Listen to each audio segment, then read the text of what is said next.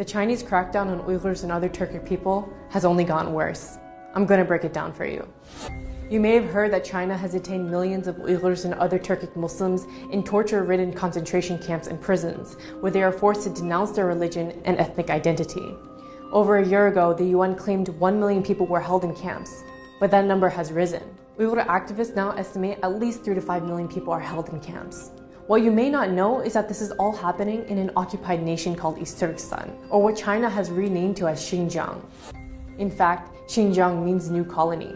China calls the people of East Turkestan ethnic minorities, despite them being natives of the land for thousands of years. After occupying the land in 1949, China has been attempting to slowly wipe out the nation. China calling us ethnic minorities is their attempt of erasing us, because for the longest time, we were actually the majority of our homeland. Many people identify this as an act of cultural genocide, and it very much is. China is wiping out East Turkestan's history, including the fact that we are an occupied nation, its language, culture, and influential leaders. China is destroying our mosques, homes, and even graveyards and turning them into museums, parks, or parking lots. But this is all much more than a cultural genocide. There is ample evidence showing that it is physical too. There have been numerous reports of death, torture, forced sterilization, organ harvesting while prisoners are alive, people being drugged with unknown substances that cause memory loss and mental derangement, rape, and forced abortions. Children are forcibly separated from their parents and sent to orphanages, forcing them to become Han Chinese and adopting them off to Chinese families.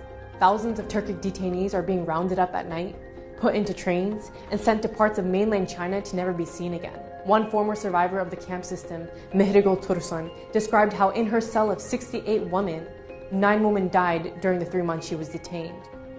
Now imagine, how many people would be dead if there are possibly more than 3 million Turkic people in camps and prisons? A cultural genocide can become a physical genocide when the former becomes too costly.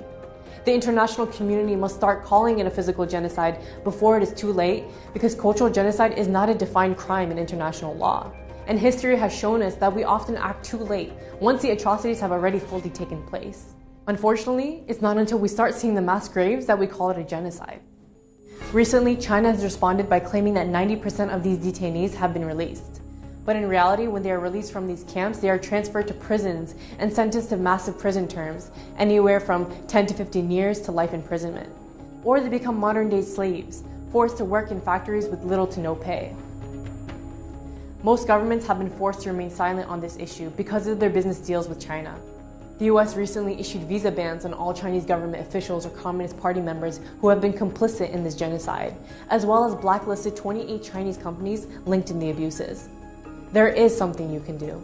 Call your representatives to support HR 649, or the Uyghur Human Rights Policy Act, a proposal aimed to hold China accountable for their actions and to end the abuses occurring in East Turkestan.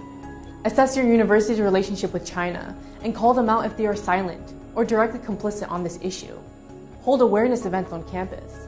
MIT has partnered with 3 major Chinese companies, iFlyTech, Huawei, and SenseTime, that have built the surveillance technologies being used to oppress and round up people into camps.